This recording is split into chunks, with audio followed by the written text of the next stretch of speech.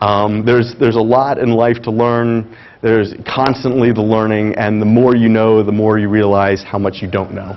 But you know, what is great is the passion and the enthusiasm and the know-how that you do have to be willing to jump in and conquer everything. So I'm not discouraging that mentality. I'm just, you know, saying there are two sides, and that mentality does scare people that have been around the block a few times. So just keep that in mind. So it turned out my vision was a little bit off. It was more like 4.5 years that I worked on the domestic side, and then they had bought a company. I was a little frustrated that I wasn't, you know, switching to the international side, but it finally happened. And actually, I looked at it. I switched to the European project after 4.5 years, and is that right? After 4 years. 4.5 years. 4.5 years. I looked back at where I was at 2 years when I thought I was ready, because at the 2-year point, I thought I was ready.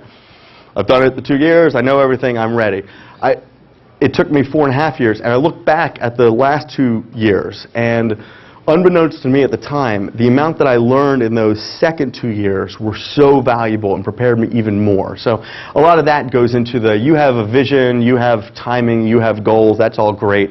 God has a different plan, and it's probably a lot better than yours. But that doesn't mean that you know, don't have the vision and don't have the plan and work towards that and stuff. So 4.5 years, I switched to the European project. I worked for a year from Philadelphia on the European project. But failed to mention, Cardone is based in Philadelphia, so I'd moved to Philadelphia. Worked for a year. I basically commuted to Europe for a year. 10 round trips in the course of the year. Every trip was at least 10 days, and the minimum 3 countries every trip. It was like a whirlwind every time. I'd just have to come back to sleep, basically, to catch my breath. So did that, and then I moved. They asked me to move to Brussels and to be in charge of sales and marketing for Europe. My background was product management. Up to that point, I had been on the domestic side. I had been in product management, where basically what I was responsible for was a product line like the steering product line. So steering rack and pinion, power steering pumps. The rack and pinion is what pushes the tires back and forth when you turn your steering wheel. So I was responsible for pricing every part. I was responsible for what products we would actually add to the product lines. When we had warranty problems, I had to oversee what were the issues. You know, you had individual problems, but then you start seeing patterns, and what are those patterns, and what do we need to fix? What are the competitors doing? What do the customers want? Those were all the things that I worked on. It was very exciting, and you have over 2,000 different part numbers that you're responsible for at one time, that you can get a call at any time asking you about one single part number, and you have to be ready and know how to deal with that issue, but also thinking strategically of where is this product line going, what are the directions that we need to go, how can we go against competitors. Those were a lot of the things. So one side note based on last week, the conversation with Professor Bates, is that I would encourage you, I'll just stop here from my story and say, I would encourage you, that was a kind of marketing. In marketing classes, I remember learning about B2C, you know, business to consumer. How do you sell products? How do you sell the widgets, you know, to the consumers? This was a B2B product. So we sold to companies like Napa, AutoZone, Pep Boys. You know, we didn't actually sell it directly to the customer. We sold it to those companies who sold it to mechanics who sold it to the customers. So you were pretty far removed. I had to understand what the customers wanted, the end customers wanted, but my customer were these big companies. And so that's a different way of thinking. So if you're thinking, for instance, of going into marketing, I want to go into marketing. Something to consider is, obviously it's easy to think of, maybe I want to go work for Apple or, you know, Facebook or Google, something that has very much of a broad consumer range. Also consider companies that are more B2B companies that maybe you have do your research and find companies that maybe you've never heard of before, but could be Fortune 500 companies even that you've never even heard of the name before, because they don't sell to the consumer. You probably use their product every single day and don't even realize it, but you know, they don't sell to you directly, they sell to other companies, and there's great marketing positions in there. It's not from the outside as exciting, because when you tell somebody, hey, I work for Cardone, and people go, what? oh, we sell car parts to Napa and AutoZone. Oh, okay, I get it.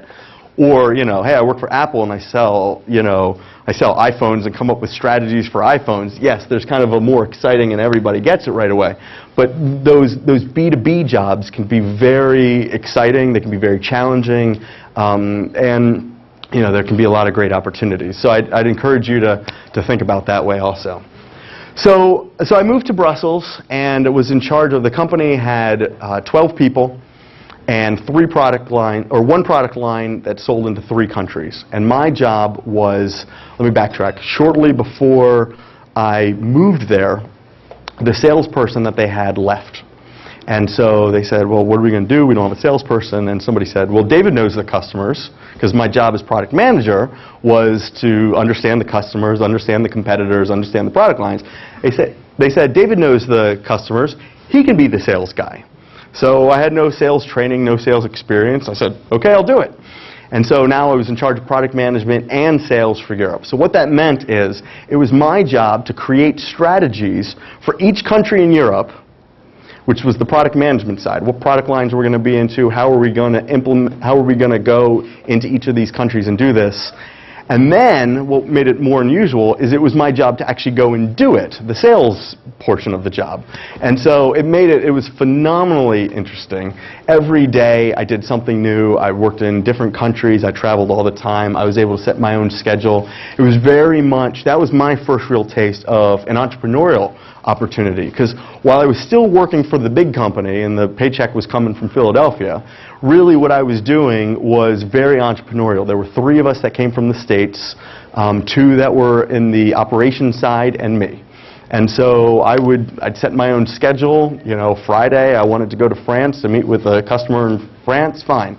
The next Tuesday I needed to be in Hungary to go and meet with potential customers in Budapest. The following Friday I was in the UK. 2 weeks later I was up in Sweden. I was able to do this and, you know, go and implement what I had created as far as a strategy. I needed certain approvals from people back home, but then it was I got the approval and then I went out and was accountable for achieving those things. So it was very interesting. It was the international side is so much more complex than the domestic side of things. You have the French think differently than the Germans do, and the Germans think differently than the British do, and they all have different systems. Not only is it different languages, but it's different systems. It's also different priorities just in life, in business, and all these, and you have to understand them and be able to respect them and work through all of these different ways. So much more complex than it is in the United States, because really the way that you sell in Ohio is pretty much the same that you do in Florida. There are little differences, but it's not a complete system different. So, so that made it very interesting. Loved it. Loved my time in Brussels. Brussels is a phenomenal place to live. If you're going for a week to Europe, you got to go to London or Paris. I understand that. Go do that. If you've got to live, go live in Brussels. It's an expat community, which means there's people from, it's kind of like DC here, because it's the capital of Europe. So everybody from around Europe and around the world go to Brussels. So it's a bit of a melting pot there. And then there, politically, it's a complete mess right now. But it's fascinating as you have the differences between the French and the Flemish and the love-hate relationship that goes on there and all the complexities that's involved with that. So one other side note is, so, as you know, Houghton is a liberal arts college and not just a business school. I did very well in my business classes. Some of my other liberal arts classes were a bit of a GPA dropper, one of which was French. And one that I complained about, why do I have to take this? I'm never going to use it. And my mom loves to remind me, because I would complain about that, because she would complain about my grades in those classes. And then I end up going and living in a French-speaking country. So, you know, much pain on my part from that. So, but it was great. So, talking about this reevaluation, where am I going? What am I doing? All right, I'm now in Europe. I've kind of achieved this international business dream. I'm loving it. It's great. But even in the midst of the good times with it, I stepped back and kind of evaluated where I was. And one of the things that I realized in my evaluation process is I'm not a car guy. I'm not passionate about cars. I don't love cars. I have an appreciation for cars. Somebody drives by with a nice car, I'll take a look at it, and I like it. But I was in the car industry. I sold car parts. I sold to guys that were car guys all the time. I sold to women that were car women. That just, after work you'd go out on a business meeting with somebody and they'd want to sit and talk about cars. And that bored me a bit. So I realized I loved the business side, but I didn't love the product that I was selling. It was great product. I believed in the product, but I wasn't passionate about what it was, what it did. And that was one of the things in my evaluation that I realized. Now, I'm doing really well. I'm getting paid well. There's nobody in sales and marketing on the European side that's higher than I am. As far as moving up, the world is a bit of my oyster at that point. But I'm not passionate about the product, about what it is that I'm doing. And so, kind of going to the taking the risks, I decided I want to do what I'm passionate about. I want to get back into sports. Thought back to my Buffalo Bills days and the time of, go make a market value for yourself in another industry and come back. Kept playing in my head. And so I decided that's what I'm going to do. So, but how am I going to do it? I'm not just going to quit today and just try to find something and get paid $18,000 again for it. So what I decided to do is the best way to make that transition was to go and get my MBA. Now, when I left Houghton, I was done with school. Loved my time here, phenomenal, best. I actually graduated a semester early because of the IBI. It allowed me to finish. So I finished in 3.5 years. Probably the greatest there are several 3.5, 4-year chunks of my life that are great, and those are definitely up there. Constantly talk about my time at Houghton, phenomenal. Wouldn't trade it in for anything.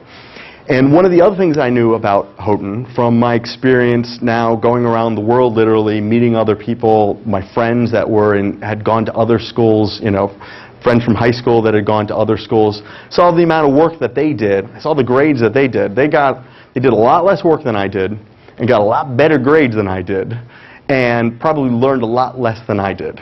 And I realized, and then in working with other people in the industry and with other industries, got to know, I realized the education that I got at Houghton, I couldn't have gotten a better education anywhere else. And I truly believe that. I believe that when I left here, and I still believe that today. That is absolutely true. The one thing, though, that I left here without was any name brand recognition. You tell anybody, I went to Houghton, and they went to Houghton? So, to Houghton, to Houghton, you know the story, right? Trust me, it continues, right? And so it was this, funny thing of where it's like I knew the value, and when people saw me, obviously with the way that I progressed in my career, the value of that came out. So it's not that name brands get you everywhere, but I always said if I went for my MBA, which I don't really want to do, but if I do, I'm going to go to a place that validates my Houghton education. And that was something that I set up in my mind. If you had asked me 2 months after I graduated from Houghton if I would get my MBA, I would have told you no, but if I do, it'll be from a name brand place that will validate my Houghton education. And so that stuck in my mind also, and I still held true. So I started looking at top schools and what it would take, and I felt like, I looked at things and I felt like, I feel like I can do that. Now, again, it's kind of when you graduate from here, I can do anything. Of course, I can go to a top school, no problem. But you don't know if that's actually true. I believe that my Houghton education is top-notch, but is it really? How does it really compare? I talked to Professor Bates, and I heard about how the students here were taking some exam that that you guys have been compared very favorably versus other business schools, which is phenomenal. So that proved it again also. So I took the GMAT.